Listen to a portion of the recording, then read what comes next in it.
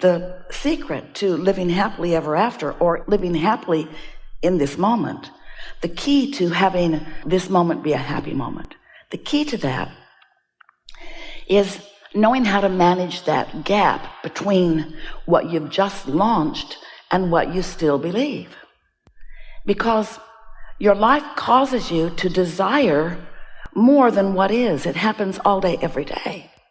But your now reality, which you mostly examine through your physical senses, causes you to hold tight to what is while you are reaching for more. Now that's uncomfortable. You call that yearning. Sometimes you call it desire. But a desire that is pure doesn't feel uncomfortable. Meaning a desire that you're not resisting. A desire that is not contradicted by habit of thought, which is what a belief is. A purely non-resisted, non-contradicted desire is bliss. And it is powerful. Oh, the power of a non-resisted desire. The power of a pure thought. That's what Source offers. That's why Source creates worlds. That's why Earth spins in its orbit in perfect proximity to other planets. Those thoughts thought by non-physical beings are non-resisted. They are not doubted. If it were up to humans to keep your Earth spinning in its orbit, you'd have forums on how it's not likely to last. How lucky you've been that it's gone this good this far. And who's responsible for the certain doom. But the non-physical part of you, that non-physical energy that we call non-physical, sometimes you call it God, we call it Source. This non-physical energy is not doubtful. It's not hateful. It's not vulnerable. It just knows. And in that absoluteness of that knowing, which just means in that non-contradictedness of that knowing, there is power that you haven't tasted yet to your full capacity. It's like the difference between non-resisted thought as compared to resisted thought, meaning a pure desire as compared to a desire that you want but you don't believe. Pure thought is equivalent to an atomic bomb, and normal human thought is equivalent to a firecracker.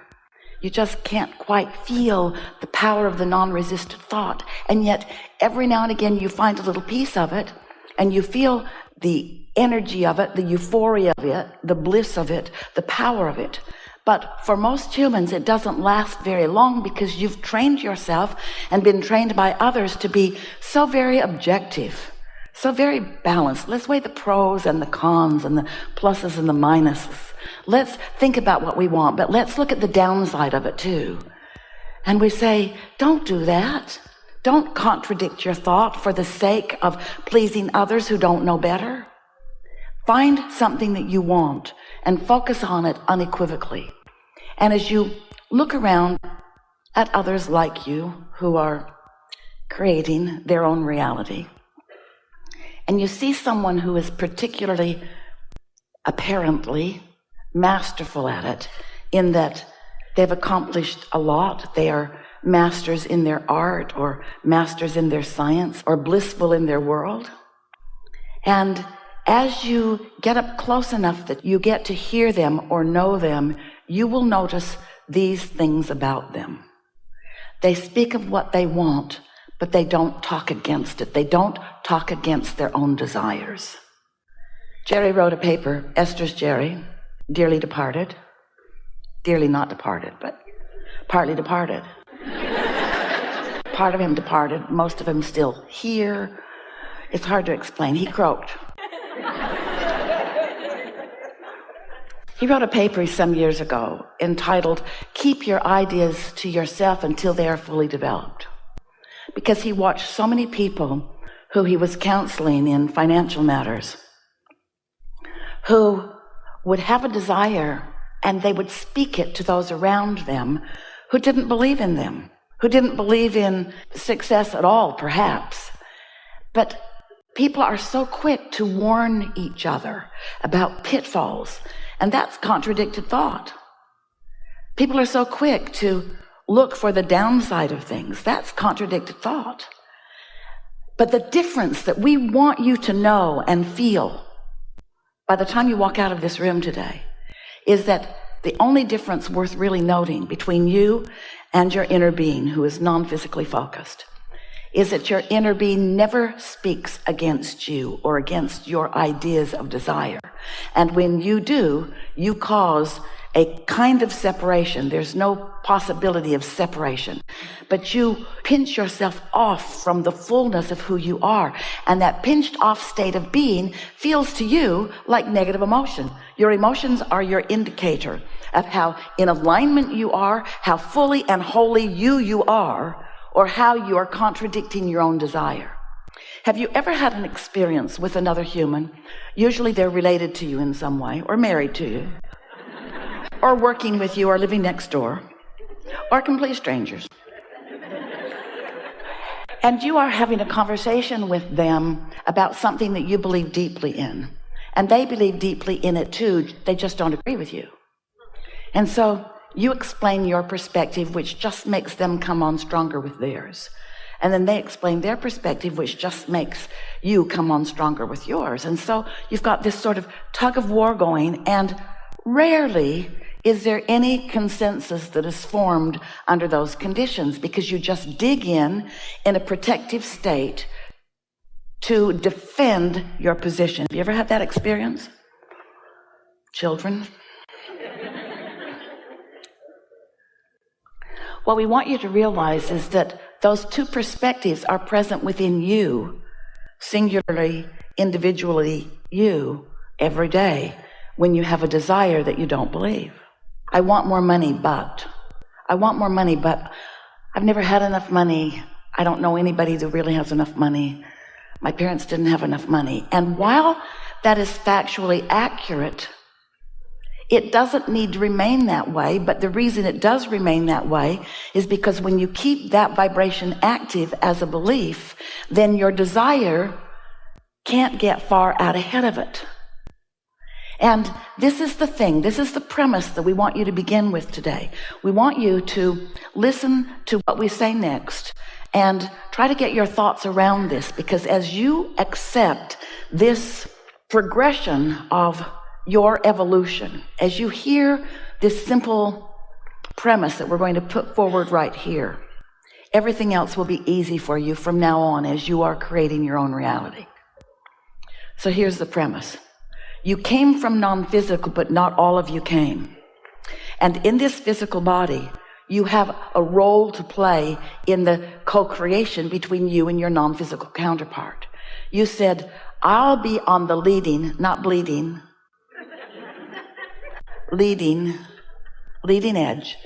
I'll explore contrast, and I will come to my own personal conclusions of what I would prefer beyond what is. And your inner being said, and when you do that, we will accept from you the essence of what you are asking for, and we will hold it in a non-resistant state while you find a way of bringing your beliefs to match it. In other words, if you lived in a time and a space where there was not enough food, and starvation is what was happening all around you, and your desire for abundance of food, not just for your belly, but for the bellies of those you love, for the bellies of those that you don't even know, you and however many of you that are having the experience, usually millions, are launching rockets of desires, and all of your inner beings are receiving those requests and holding purely that thought of abundance of food. But the reality of your starvation in your human form keeps you from believing that, keeps you from accepting that, because what is so powerfully witnessed by you. And you would feel like a fool to pretend abundance when it isn't evident around you. And so your now reality keeps you in starvation mode. Starvation of relationships, or starvation of clarity, starvation of abundance of all manner, because what is, in terms of what you're seeing and hearing and smelling and tasting and touching, feels so real to you. And we want you to accept that while that is a reality, there is a vibrational reality that is the beginning of all things that are coming. And so these are the words that we want you to capture here, that we want you to focus with us upon. Get out ahead of it. Get out ahead of it. Now, what do we mean by that? So you know what you don't want, you know what you do want. Your desire got out ahead of your belief. It got out ahead of it. In fact, it got so out ahead of it, atomic bomb compared to firecracker kind of ratio. It got so far out ahead of it that source and that which you call God and all manner of that which is goodness, all non-physical, is focused with you on your new out ahead of it desire. Out ahead of it. Now, you could translate that literally, out ahead of it, meaning it hasn't manifested yet. Like the seed in the ground is out ahead of the corn stalk that will grow and the ear of corn that will grow. In other words, the potential is out ahead of the reality. You get what we're talking about? But if the farmer didn't believe in the process of the seed becoming the ear of corn, then he would never plant the seed. And so often humans don't plant the seed because they want the corn to show up right now. Now we know you get that in terms of corn. But we want you to get that in terms of everything. We want you to realize that when you launch a rocket of desire, that's a seed that is germinating in this vibrational reality and being tended by the gardener of all gardeners, that which is source energy in your inner being. And it will become that which you want it to be, but you will not witness it if you are contrary to your own desire. You see what we are getting at? You've got to find a way to believe in your own desire. You've got to believe in your own desire, which means you've got to understand the process. You've got to understand that there is a vibration that is becoming a thought, and a thought that is becoming an impulse, and an impulse that is becoming a manifestation. In fact, let's call the thought a manifestation too, and let's call the impulse a manifestation too. In other words, let's start watching for the evidence of your desires turning to things that you can witness, rather than needing the thing to be there first so that you can then believe in it. Humans say, well, I'll believe it when I see it. And we say, you got to believe it before you see it, or you can't see it. But what trips you up is that there are other things that you can see that have been created by others, or that were here when you got here, or that are easier for you to believe. So you don't quite make the equation that you as a creator, as a master of creation, have some mastery to accomplish, and you can't be lazy about it. You got to pay attention to what you're doing vibrationally. You can't just complacently move along through life. Observing what you want, that's a good thing because you create more of that. But when you observe what you don't want, not so good because you create more of that. Because this is a universe based upon attraction. There's no exclusion in this universe. So when you see something that you want and you say yes to it, you're saying yes to something that you want. And there's a very good chance that you are non-resistant to that. And so it will flow easily, usually quickly into your experience. But when you see what you don't want and you shout no at it, you're really saying yes to the thing that you do not want. So you're saying yes to not enough money at the same time you're saying, I want more money. I want more money, and yes, I want not enough money. And you want to say, no, I'm not. I'm saying yes to money and no to not enough. And we say, no, you're not. You're saying yes to money and yes to not enough money. You've got a tug of war going on inside of you. Because in this universe that is vibrational, it's not verbal. Strange we verbal so much. This is not a verbal universe. This is a vibrational universe. And so you are speaking a vibrational language, and in many cases you are misusing it because you don't realize that you're speaking a vibrational language.